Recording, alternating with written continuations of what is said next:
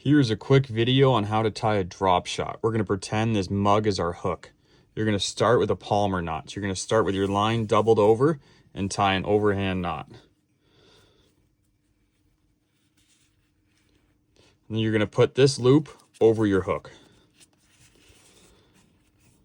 Then it's important to wet your knot, and you're just going to slide all this down. Just like that.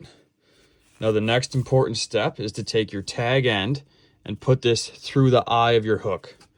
That's going to allow it to pull your hook straight and keep your weight straight.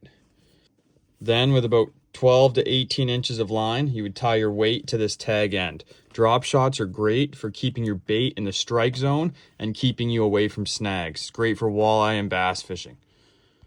Here I have one of these drop shot hooks. I have a Palmer knot tied onto my line already.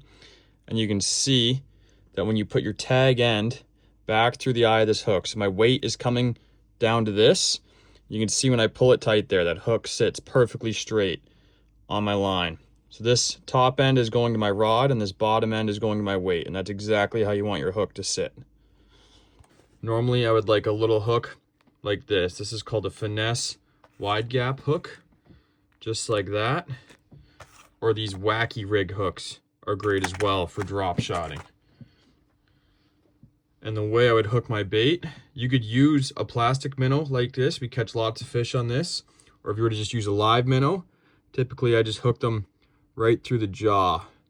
You can keep the minnow alive, and then it's going to have a great action as it just sits in the water like that.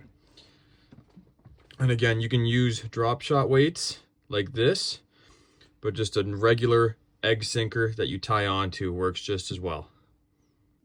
Some great drop shot baits are anything that's going to have a lot of action without you having to move your bait much.